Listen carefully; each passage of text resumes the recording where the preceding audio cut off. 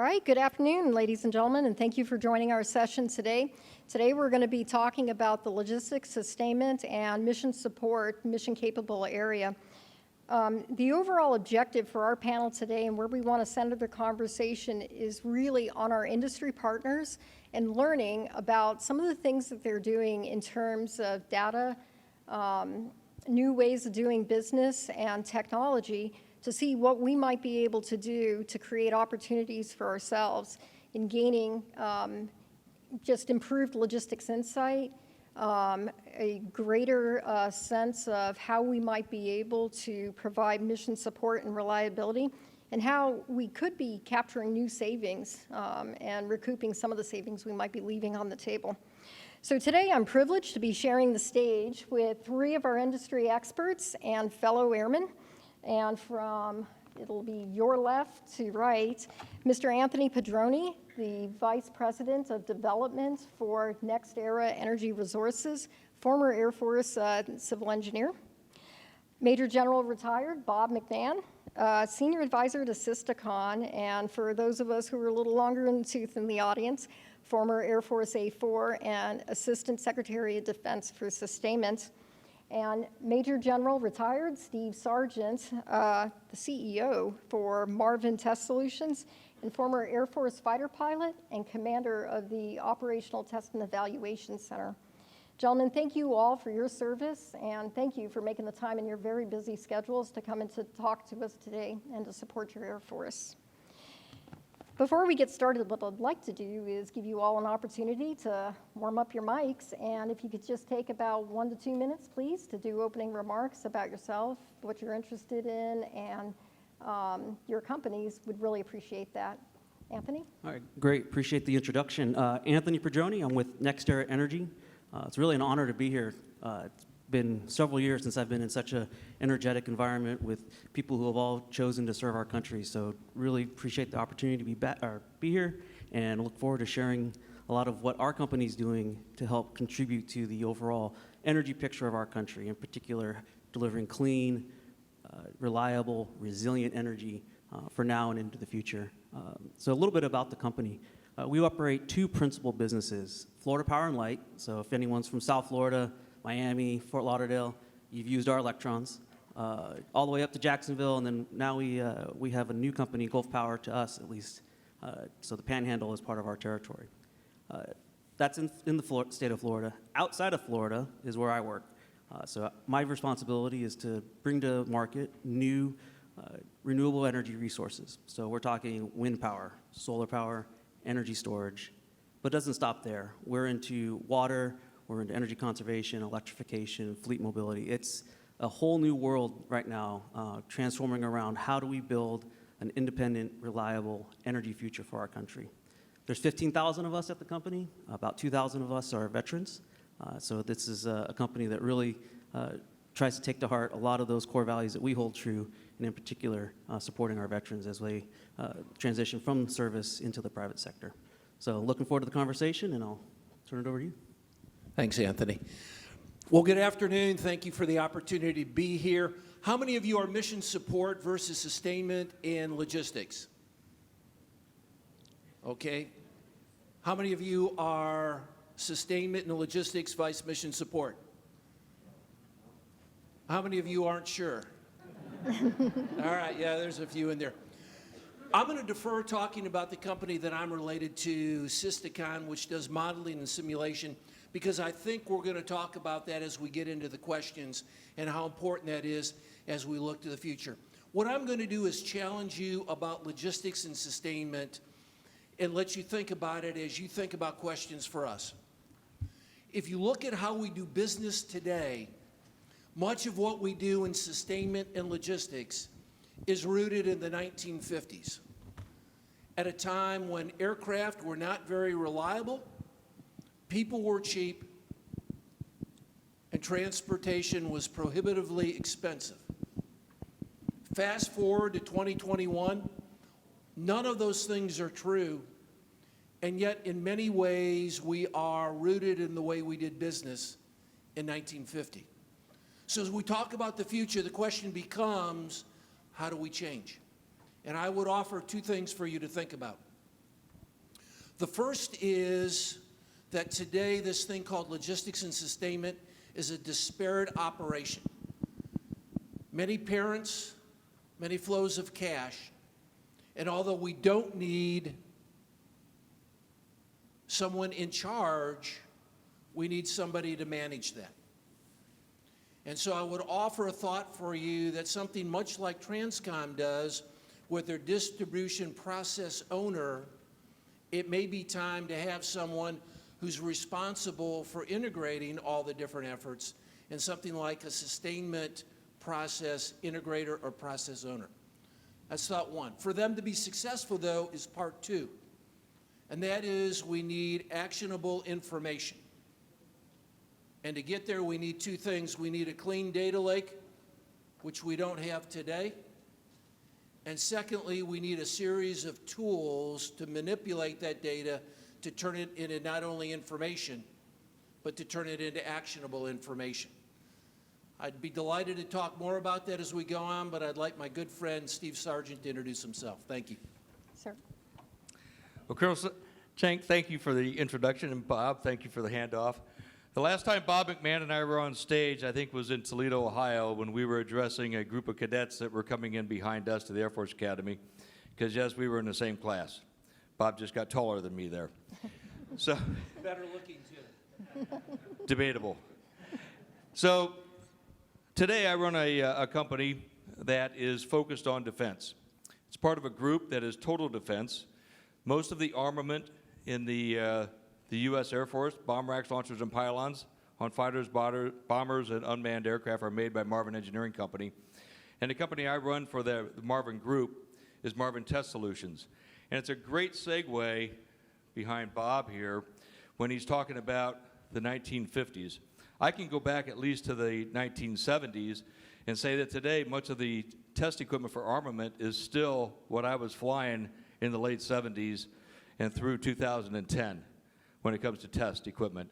And the data that's there is not being used, as Bob just described it could be being used, to do something that some of you in this audience are concerned with, predictive maintenance, and how to get there and when to get there. So the good news is, I think, the Air Force has been listening to the chief. Accelerate, change, or lose. And that lose, as the Secretary said today, is closer than it may have been just a short time ago in the minds of many. So the Air Force is led into agile combat employment. There are a lot of studies going on. There are experiments going on. Nellis Air Force Base is hopping over the past year, and industry is paying attention and doing things already to help in that regard. But I hearken back to the chief's challenge to all of you. Accelerate, change, or lose. So some of the things in industry could probably use some of that accelerate and change to actually get into the hands of those who will actually deploy with bombers, fighters, and unmanned aerial vehicles with a small amount of maintainers who were trained in one area initially and now have to cover multiple areas on the flight line. So I look forward to talking about what industry's done to, one, enable ACE from both more mobile, more rapid testing, data collection like never before, and not having to take up pallets of equipment just for flight line armament tests, let alone all the other aircraft tests, and how that data can be fed into many of the proven companies today that provide AI solutions that can lead to what you really want. Don't tell me it's broken, tell me ahead of time that it will be broken or degraded, and let me make a decision that I can inform that regional milk run, yeah, back to the days of milk runs, where you've got people now maybe back at Tinian and Saipan for the first time in decades, and Guam with these small footprints that need equipment, but they don't need all of it, and they're not going to have all of it, but they'll get it when you need it, and if you have predictive maintenance, you can actually forecast when you'll need it. So thanks for the opportunity to be here. I think this is a great initiative, by the way, by the AFA, to have this kind of diverse panels and this many panels. Don't think we've ever done this before, and sure appreciate it. Thank you. Yes, sir, gentlemen, thank you. Okay, before we get too far into it, I want to direct the audience's attention to the screens that we have here with numbers You can text in with any questions or thoughts that you might have for our panelists. And I don't want to leave out the folks who are at home watching virtually too. Let's see, I do note that we have a couple of special visitors in the audience with us. General Miller, sir, welcome. And Chief Master Sergeant Lee Mills, my former command chief, family. Thanks, Chief. Okay, let's hit it. In the Air Force, sustainment of weapon systems accounts for approximately 70% of total life cycle costs. This is really a hot topic of discussion throughout our federated enterprise, and it's one that my boss, Lieutenant General Barry, is constantly thinking about. We note that it's rarely factored into the total cost of acquisition for the programs of record, and this becomes challenging as we try to balance the business end and operational ends of our requirements. We're working on new ways of approaching planning, forecasting, and how we might be able to use data more strategically, Sir, General Sergeant, as you pointed out, but also as weapon systems start to become more software intensive, we need to start paying attention to that and looking at it in different ways, data. How are your companies or industry in general taking advantage of technology and other business models to balance your business end of operations with your operational end of business? And how are you finding ways to improve performance and gain savings? What does that risk calculus look like? What do the trade-offs look like? If you don't mind, sir, I'd like to start with you, General McMahon. In this, knowing this question was coming, it goes back into the company I'm tied to called Systicon that does modeling and simulation. And really, if you go back to General Barry's discussion about contested logistics, and you think about posture, you think about sense, and then your ability to respond, this is all about sensing. And part of this is understanding where you are, what you have, and what the challenges are. When we talk about readiness and we talk about the cost of readiness, the two elements, how much do I need and how much it's going to cost? What we've not been able to do effectively is do a trade-off analysis that says for the current level of readiness that I need, how much does it cost and can I reduce that cost? Or for a given amount of dollars, can I increase my readiness? The reality is those tools exist today, it's just making those available. And whether it's a program manager, whether it's a major command, whether it is within the Air Force Sustainment Center, it's the ability to understand what those trade-offs are that give us the ability to make a more effective decision on readiness, and as part of that, actually drive down that 70% to a much lower level that we're able to optimize what our footprint is. So I would tell you from my perspective, and we work with a number of private sector companies. The Navy has just brought this on across its enterprise. A number of weapon systems are using that. The ability to understand and create that actionable information by being able to manipulate data is really one of the keys to get us to where we need to be. Yes, sir. Thank you. And I guess for Mr. Padroni, so if we talk about that 70%, that disparity that we're looking at for weapon system sustainment, when I look across the rest of the A-Force portfolio, specifically where we find ourselves with engineering, think about facilities, what we need to modernize and sustain there, and energy resilience and the cost that goes into that. If we're seeing a 70% disparity here with weapon systems sustainment in the engineer portfolio, that disparity is probably closer to about 90% based on the recent figures that I've seen. What is your company doing to maybe capitalize on data and some different business processes? Are you having the same issues in industry? Oh, certainly. Well, I'm going to sit because if I stand, I may not get back up on this thing. Pretty tall. So it definitely, one of our similarities between our business and what the Air Force has, huge installed capital base, right? When we build a wind farm or a solar facility, 90% of our lifetime costs are incurred the day we hit go and put it into service. So it becomes very important to get the most out of that existing investment and not spend all of our time just looking into the future. So one of the tools we've done is looking at our wind fleet. So call it 10,000. I don't even remember how many turbines we have. Call it 10,000, rough number. Any given project has 100 or so wind turbines. The way we always operate, find the direction of the wind, point the turbine in that direction, and let it rip. Now with data and sensors and being able to manage every one of these parameters, we can, using machine learning as pretty much the backbone of this optimization, tweak parameters to see, are we getting the most out of our facility? So yes, we're pointing in the right direction of the wind, but for one turbine, should we yaw away from it a little bit? Should we pitch the blade differently? And see how the interplay from all these different points on the map potentially give us more output. And that's analogous to what you could do with facilities. Anything you can put a sensor on, you can optimize around once you're able to understand the data that's you're being fed from your sensors. Okay, great.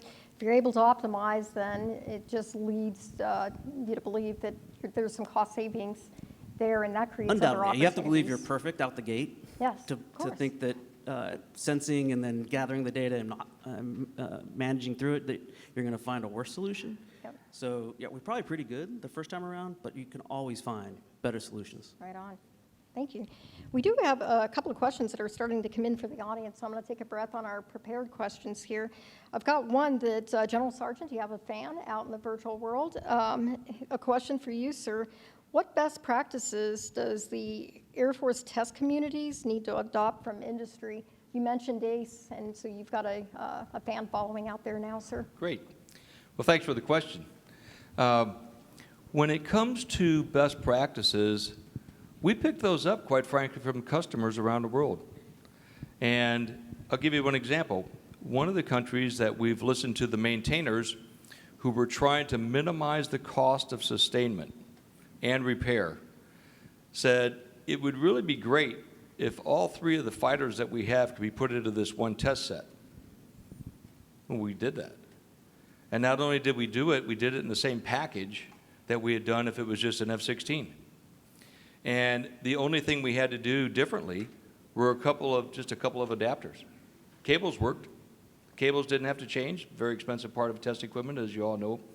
But just a couple of adapters. Now, no matter which base that airplane flew into, those three airplanes, the maintainers could use that same equipment across all of them, and it didn't take special training.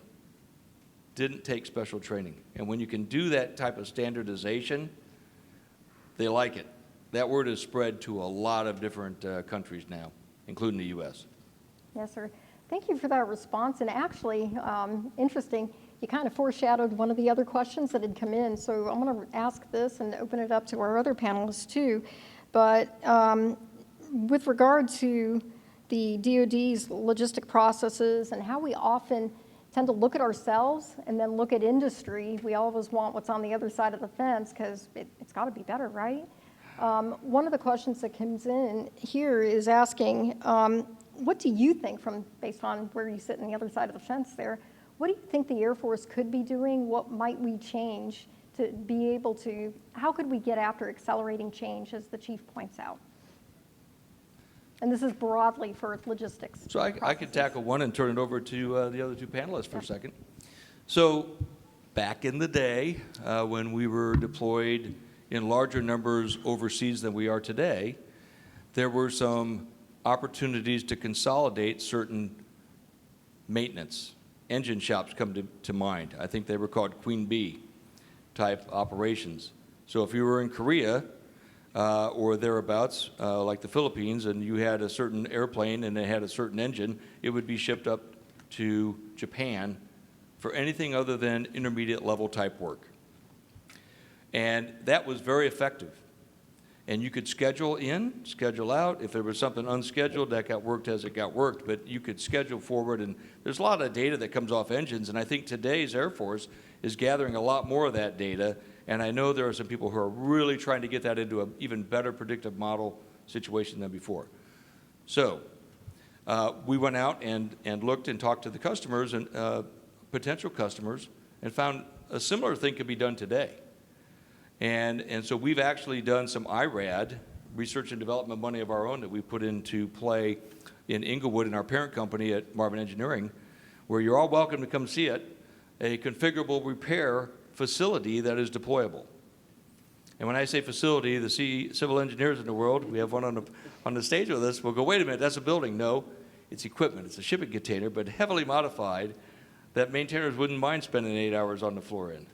But you could do that regionally. You wouldn't put that at every base.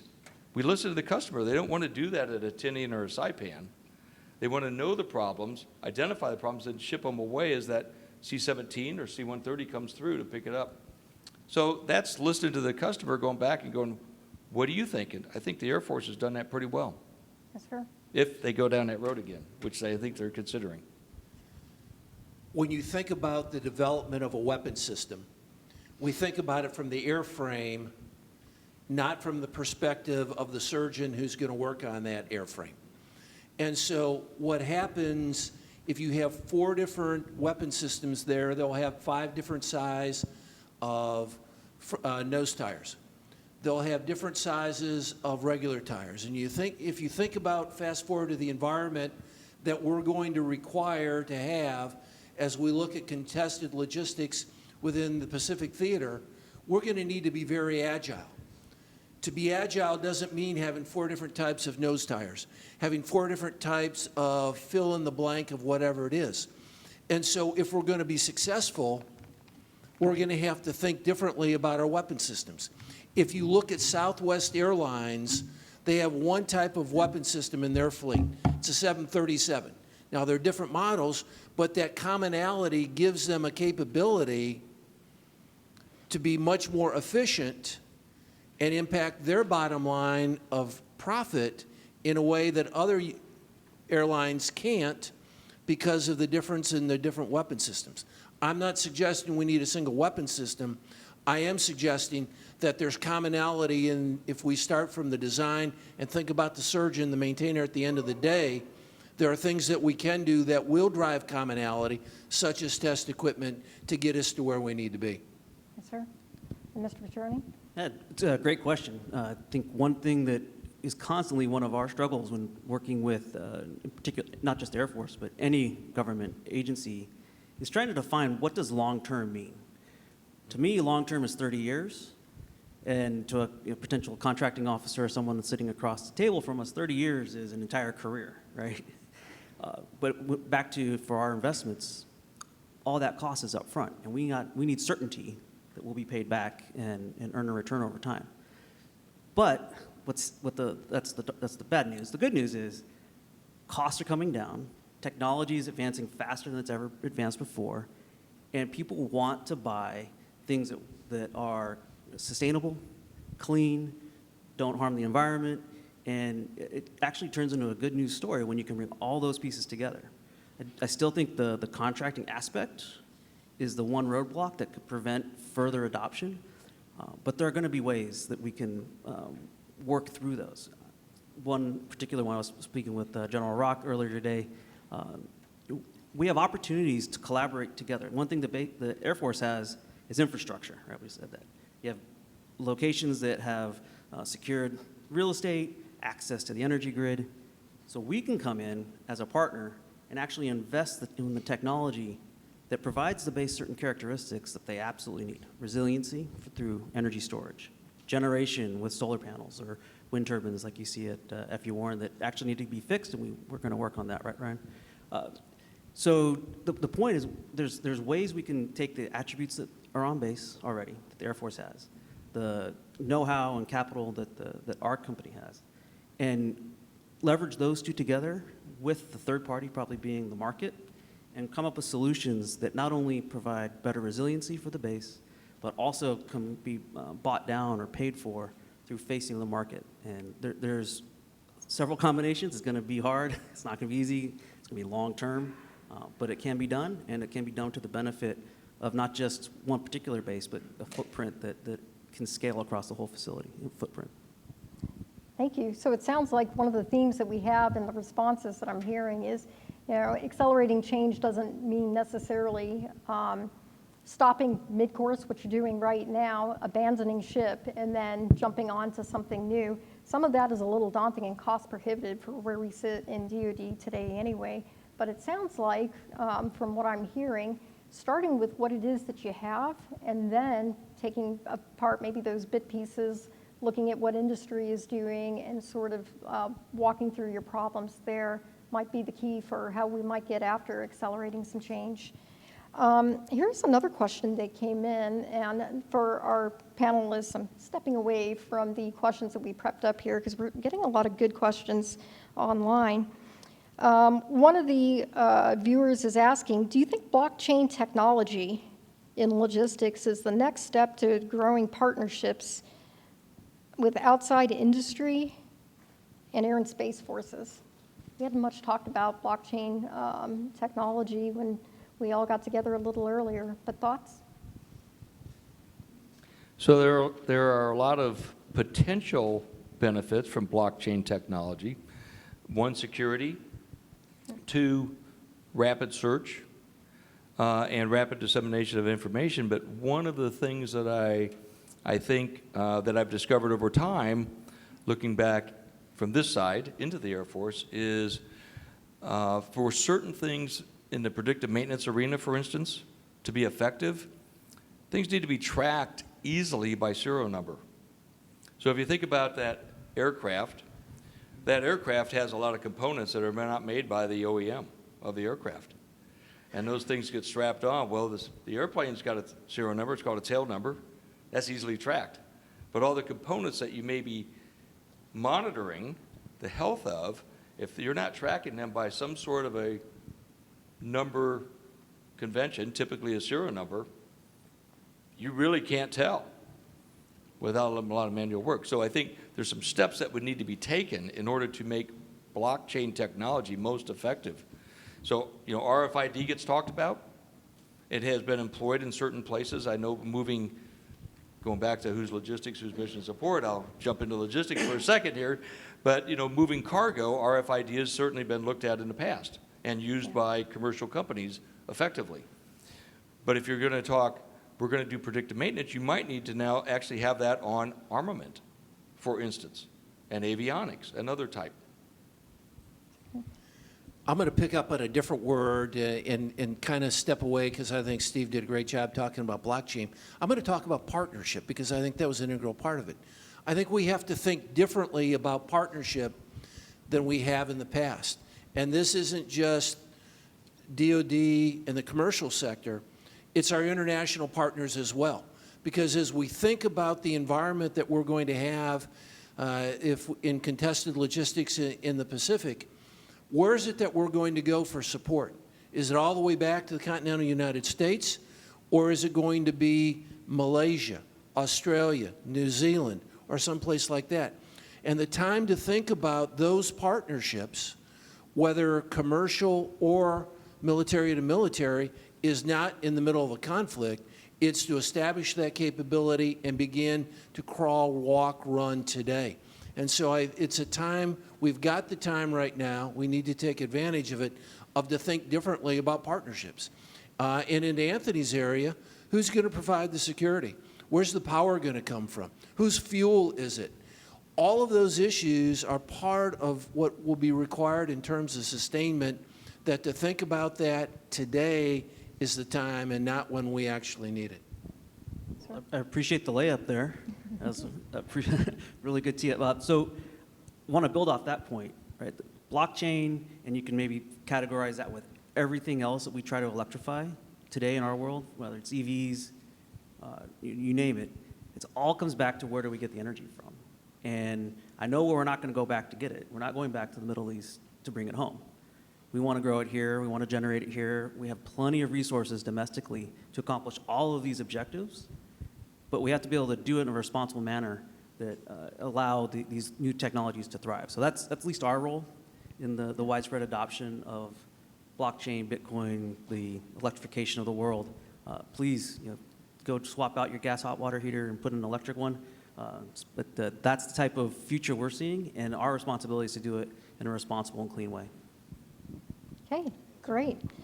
Pulling this up a bit broader and going to the National Defense Strategy, one of the things that really we, of course, and the logistics and sustainment community keyed in on in that document was the idea of contested logistics and how that is a very real problem, both deployed and here at home. General Sargent, you mentioned that General Barry is looking at persistent logistics. How do we posture, sense, and respond? How could we be setting ourselves up for that? And at least with regards to industry and what we're doing to minimize supply chain disruptions, resilient infrastructure, resilient energy, can you talk a little bit about what those concepts might mean in your world and your companies? And one of the questions that came in from one of our viewers also goes back to ask, how might we apply some of what you all are seeing and doing to this idea of logistics under attack? Anthony? Sure, I can start with that one. So I look at this from the point in time that I occupy in our business, and that's early, extremely early. We go out and before anyone's ever seen or thought of building a new power plant, pick a piece of property, assess it, and then start the development process. And what we found is, we need 100 yeses before we're able to actually start construction. And a single no could turn the whole thing upside down. And it's understanding when those stakeholders are going to be involved in your process and understanding which ones have the most flexibility early and maybe don't have as much flexibility on the back end, and engaging them first. So a good example for ourselves and what we've learned is when we're working with the Air Force in particular, putting a wind turbine at the departure end of a runway, not going to be well received. Right? There's probably a lot of other places that we could put a wind turbine. Not very flexible. So stakeholder engagement with the Air Force in particular, essential early on. And we have been striving to push that as far forward in our process so we can make decisions that will mean our developments are much more successful. And when we talk about persistence and resilient supply chain, that means we can facilitate this project into construction, hand it off to operations, knowing that we've met the needs of a key stakeholder who, if we wait until the end, and we've done that before and it's not good, looks at us, I can't live with that option. And we have to then turn around and make very expensive decisions to unwind that bad process. So we've learned the hard way. We're a lot better at it now, thanks to General Rock's help. But we've certainly found the early engagement is the secret to long-term success. Great. I think part of this is understanding your environment.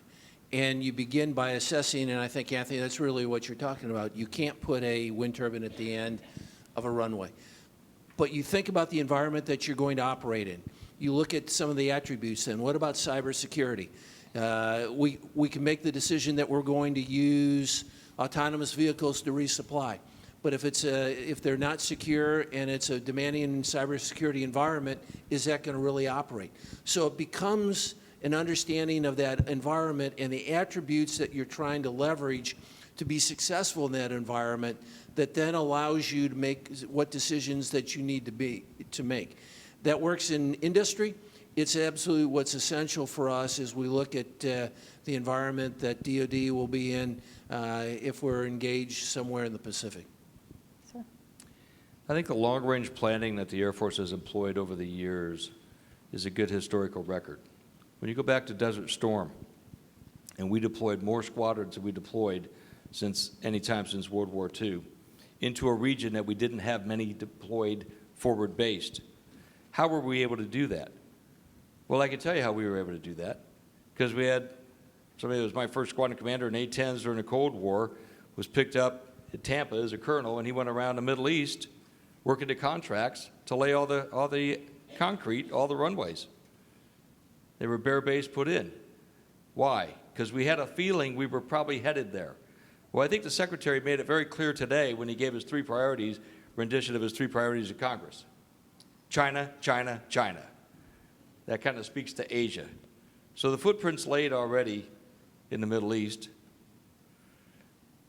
Perhaps the footprint in Asia needs to be relooked. And then from this group of panelists up here today, we represent everything from forward deployed energy sources, alternative energy sources that might actually work in partnership with those who occupy the space where those bare base runways might go in. And maybe we learned from Desert Storm that the bare base we had then might need to be improved a little bit, not to 4 different type of nose tires for sure, but there may be more infrastructure that's needed there, so we're not having to have the civil engineers and others come in and put the lights where people are going to land. So, I mean, there may be something there that can be built on, and now with the technologies that are available, with the modeling and simulation that is available, you can actually look forward and go, how do we optimize what we would need to fall in on?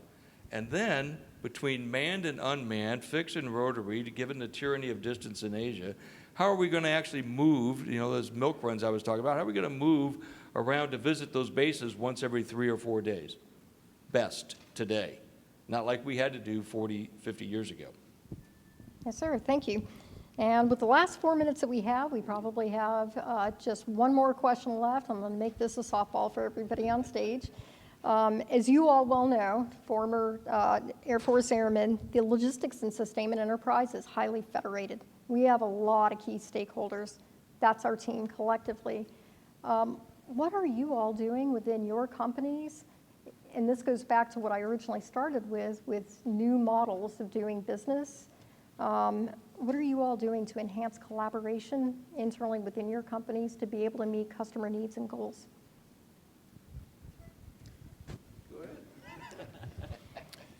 Well, somewhere in this audience, and a couple of them are sitting up here in the front, we've promoted folks who took a vertical organization and then made it horizontal. And about 10 to 12 years later, the next generation comes in and says, I'm going to take this horizontal organization and we're going to make it vertical. And so we go through this evolution about every 10 to 12 years. The reality is, at least my experience has been both in the military and in industry, any organizational structure will work, and whatever one you have, come back in 10 years, it will have changed. But the reality is it clear what we're trying to do? Is there a clear mission? Is there a clear outcome? And does each and every member of the team understand what role they have, either vertically or horizontally, to go make that happen? And it's more about the outcome and the results that we're trying to create, make sure everyone understands what that is, as opposed to what that organizational structure might be. Okay. Mr. Padroni? Yeah, I would add also, it starts with leadership. And are you fostering, as a leader, continuous learning culture within your company or your unit all the way down to your team? And then on top of that, are you incentivizing people to be collaborative? I think people want to work together. People want to be a part of a team. They want to have an identity. They want to achieve their goals. And it's through establishing that culture and incentivizing behaviors that drive to that outcomes that really lead to success in my experience. So I would leave with those two on top of the fact that organizational structure probably doesn't matter. I agree. It's not the structure. It's communication. It's communicating the vision and setting a vision that everyone buys into and understands as a mission falls out of that vision, where they fit, as Bob said, where they fit in there, what's their role. And then the feedback that they get is how well they're performing in that role. And knowing that they know where they fit and how important it is to the company, the future of the company, the health of the company, and most importantly, to our customer success, gets them fired up in the morning. And all you have to do is let them know how proud you are of them and enable them to do their job, and they'll do it without much prodding. And I would just add one other thing, because we were told we were going to be asked all these COVID questions. And here's what I would say about that. The first thing we did is we recognized how tough it was going to be, because even if it only lasted a month, that was well out of the ordinary. So the first thing we did was focus on our people to ensure their safety and the safety and health and safety of their families, because we told them, if you don't stay healthy, we have no company. You are the company. So the first priority was our people. And we kept the people in the office that needed to be in the office, and the ones that didn't, we let go home, until such time that we went through all the steps that we needed to bring them back again. And I would also say this, we've got a 93% vaccination rate today. And we didn't mandate it. We educated, we communicated, we encouraged, but we also encouraged they each seek out their own doctor's advice about it, and we did that. Our doors have never closed during the pandemic. Yes, sir. It's because of our people. Thank you, sir. And it looks like we're all out of time, but just to the COVID question, that's just the bait and switch, sir, so that we can get you all back on the next route for the panelists. So for the audience, thank you so much for attending today and for leaning into the conversation and helping to shape it. We're going to take a 10-minute break, and then at 16:35, Chief Master Sergeant of the Air Force is going to be speaking in Potomac A and B. Thank you all.